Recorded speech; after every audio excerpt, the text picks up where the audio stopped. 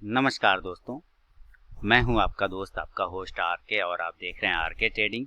दोस्तों, trading psychology के एक नए वीडियो में आप लोगों का बहुत बहुत स्वागत करता हूं। हेडिंग आपने पढ़ लिया है, शीर्षक आपने पढ़ लिया है, अपनी धार तेज करते रहिए वरना डैश डैश डैश। अब ये डैश डैश में आप जो भी लगा लें, इसको मैं डिटेल बताऊंगा कि इस डैश का मतलब क्या है। इस ये जो खाली जगह मैंने रखा है डॉट डॉट, इसका मतलब क्या है। इसमें आप चाहे लिख लीजिए वरना आप बर्बाद हो जाएंगे, वरना आप फेल हो जाएंगे, वरना आप थक जाएंगे, अब मतलब वरना आप पीछे हो जाएंगे। आप कुछ भी लगा सकते हैं उस डैश के जगह पे। तो इसको मैं समझाऊंगा, इस लाइन की पूरी मतलब और इसका ट्रेडिंग में क्या यूज़ है, ट्रेडिंग में हम इसको कैसे देख सकते हैं। इस चीज़ को एक कहानी के माध्यम से मैं समझाने की कोशिश करूंगा। आपको पता है, मैं जब भी बात करता हूं तो कहानी के थ्रू ही बात करता हूं ताकि लोगों को समझ में आ जाए अच्छे तरीके से, और आपका इंपॉर्टेंट फीडबैक अगर मिल जाए तो मज़ा आ जाए। दोस्तों, तो शुरुआत करता हूँ एक बूढ़े बाबा की कहानी से। एक बूढ़े बाबा थे, उनका काम था दोस्तों, वो डेली पेड़ काटते थे। ठीक है ना, पेड़ काटने का उनका जॉब था। वो एक सेठ के यहाँ काम करते थे। सेठ का लकड़ी का कारोबार था और लकड़ी के कारोबार के चक्कर में सेठ ने उनको अपने यहाँ नौकरी दिया हुआ था। काफ़ी पुराने कारीगर थे, काफ़ी पुराना व्यक्ति था उस सेठ का वो बूढ़ा बाबा। वो पेड़ काटने का काम करता था। तो वो बूढ़ा हो चुका था, 55-60 साल हो चुका था, उसके बावजूद वो पेड़ काटने का काम करता था।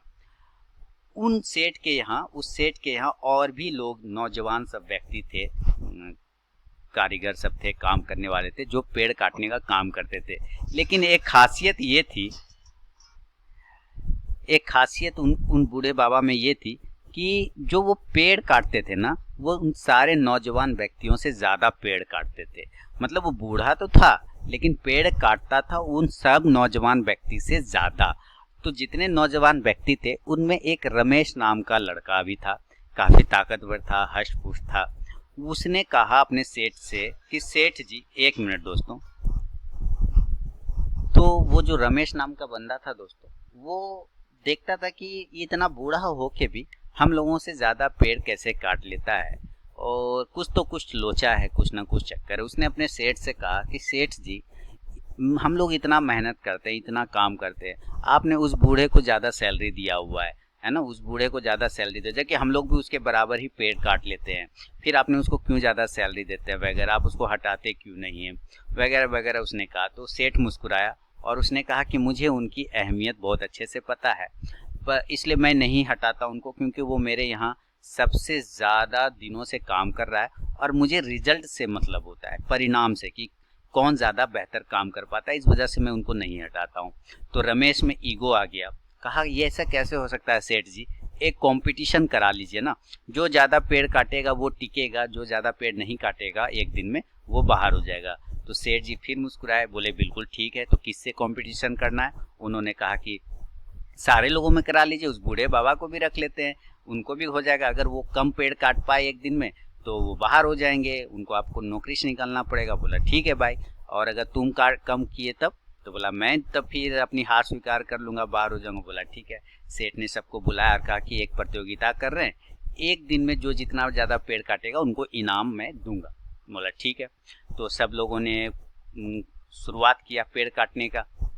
पेड़ काटते काटते क्या हुआ, अच्छा, उस बूढ़े बाबा में एक खासियत क्या थी, उस बूढ़े बाबा में एक खासियत ये भी थी कि वो दिन में 1 घंटा आराम भी करते थे। मतलब पेड़ काटते काटते जब दोपहर हो जाती थी तो दोपहर में वो खाने चले जाते थे। बाकी लोग जाते भी नहीं थे, बाकी लोग कंटिन्यू पेड़ ही काटते रहते थे।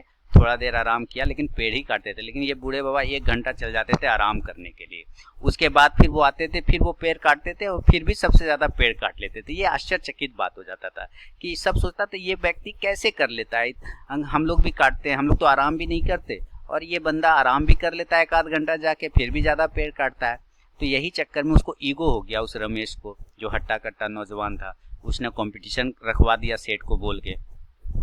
तो सेठ ने कहा ठीक है। तो बूढ़े बाबा भी उसमें शामिल हुए और प्रतियोगिता के दिन अपना पेड़ काट रहे थे। तो वो टेंशन नहीं ले रहे थे, वो आराम से, जैसे नॉर्मली पेड़ काटते थे ना डेली आराम से, उसी तरीके से वो आराम से अपना पेड़ काटे जा रहे थे। सब लोग, रमेश के साथ साथ सारे लोग देख रहे थे, अरे ये तो बूढ़ा बाबा उसी तरह से पेड़ काट रहा है जैसे नॉर्मल काटता है, आराम आराम से, कोई हेडेक नहीं। ये तो हार जाएगा, ये तो आज इसका नौकरी चला जाएगा।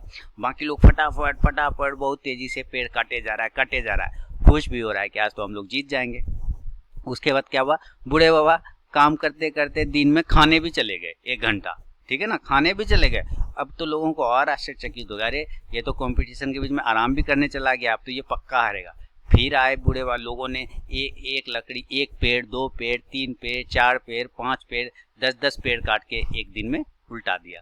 अब बूढ़े बाबा आराम करके आए और आराम करने के बाद फिर अपना पेड़ आराम से मगन से काटने लगे। शाम होने के बाद प्रतियोगिता खत्म हो गई, कंपटीशन।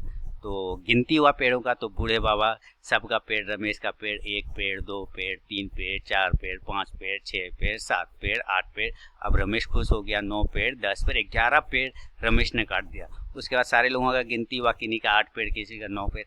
फिर बूढ़े बाबा का गिनती हुआ, तो बूढ़े बाबा का गिनती सुनिए, 1 पेड़, 2 पेड़, 3 पेड़, 4 पेड़, 5 पेड़, 6 पेड़, 7 पेड़, 8 पेड़, 9 पेड़, 10 पेड़, 11 पेड़ और ये रहा 12 पेड़। यानी रमेश के पेड़ से 1 पेड़ ज्यादा उन्होंने काटा। अब ये रमेश आश्चर्यचकित कि ऐसा कैसे हो गया भाई, ये तो आराम करने भी चला गया, हमने तो आराम भी नहीं किया, फिर भी ये हमसे ज्यादा पेड़ कैसे काटा। तो अब जाके रमेश ने पूछा बूढ़े बाबा से कि बाबा, मैं आपको सच सच प्रणाम करता हूँ, मैं अपनी हार स्वीकार करता हूँ, लेकिन मुझे बताइए ये आप कैसे कर लेते हैं? आप आराम आराम से काम करते हैं, हड़बड़ भी नहीं करते, जल्दबाजी भी नहीं करते, फिर भी आप हम लोग से ज़्यादा पेड़ कैसे काट लेते हैं, जबकि आप आराम करने भी चल जाते हैं।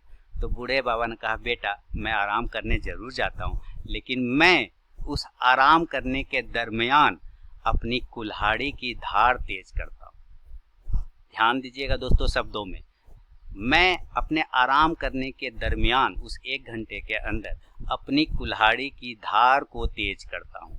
तुम लोग का कुल्हाड़ी काटते काटते क्या होता है, धार खत्म हो जाती है, इसलिए तुम लोगों की रफ्तार तेज तो होती है लेकिन पेड़ ज़्यादा नहीं कटता। मैं अपनी कुल्हाड़ी की धार को तेज करता रहता हूँ उस आराम करने के दरमियान। इसके कारण जब मैं वापस आता हूँ तो मेरी धार बहुत तेज होती है कुल्हाड़ी की, और मैं कम समय में ही ज़्यादा पेड़ काट लेता हूँ, क्योंकि मेरी कुल्हाड़ी तेज़ी से काम कर देती है, 1 पेड़ को तेज़ी से काट देती है, इस वजह से मैं ज़्यादा पेड़ काट पाता हूँ। तो मैं अपनी कुल्हाड़ी की धार तेज करता हूँ आराम करने के दरमियान। तो अब यहाँ बात आती है ट्रेडिंग में कि आप अपनी धार तेज कर रहे हैं या नहीं। अब धार का मतलब यहाँ क्या हो गया, धार का मतलब हो गया स्किल। क्या हो गया, स्किल, है ना, लर्निंग मेथड, लर्निंग का प्रोसेस। आप उसको तेज कर रहे हैं या नहीं, आप उसमें कंटिन्यू काम कर रहे हैं या नहीं, अपने स्किल को डेवलप कर रहे हैं या नहीं, या एक ही जगह पे बैठे हुए हैं, बस मुझे क्या करना है, ओवर ट्रेडिंग करना है तो ओवर ट्रेडिंग ही करना है, मुझे फ्यूचर करना है तो फ्यूचर ही करना है, मुझे ऑप्शन करना है तो ऑप्शन ही करना है, भले ही लॉस खाता जाऊं, अपनी धार को तेज नहीं करना है, नया चीज़ डेवलप नहीं करना है, नया चीज़ सीखना भी नहीं है, नया चीज़ समझना भी नहीं, उसको पकड़ के बैठा रहना। सर वो पुराना हो जाएगा, उसके बाद वो कम कटेगा पेड़, समझ रहे, उसकी धार खत्म हो जाएगी, उसकी जब धार खत्म हो जाएगी वो किसी काम का नहीं रहेगा। अपना स्किल को डेवलप करिए, आपका दिमाग जो है ना जाम पकड़ लेगा। कहते हैं ना कि पानी जब तक बहता रहता है ना तब तक वो स्वच्छ रहता है, साफ रहता है।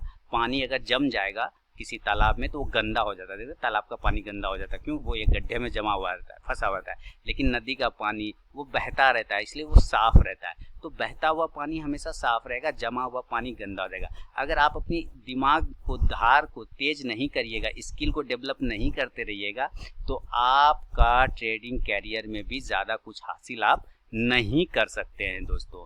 इसलिए आपको हमेशा अपने लर्निंग स्किल को डेवलप करते रहना पड़ेगा। आपको हमेशा उन चीज़ों पे जो आप चीज़ यूज़ कर रहे हैं, जो भी चीज़ यूज़ कर रहे हैं उसमें नए चीज़ों को एक्सपेरिमेंट करना पड़ेगा। अब इसका एक्सपेरिमेंट करने का मतलब ये नहीं कि 50 क्वांटिटी से काम कर रहे थे तो 5000 क्वांटिटी कर लिया, कुछ लोग तो ऐसे भी करेंगे।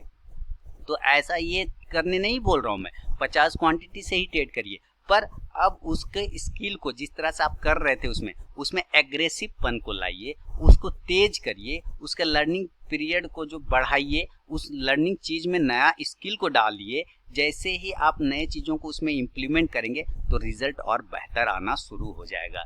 इसी वजह से ये छोटे से जो कहानी मैंने आपको बताया, ये इसीलिए बताया। कुछ लोग क्या होते, थक जाते हैं, कंटिन्यू करते करते करते करते उनकी धार कम हो जाती है, लेकिन वो बूढ़ा बाबा अपना आराम करने के दरमियान अपनी धार, कुल्हाड़ी की धार को तेज करता था, जिसके वजह से बाद में वो ज़्यादा पेड़ काट पाता था।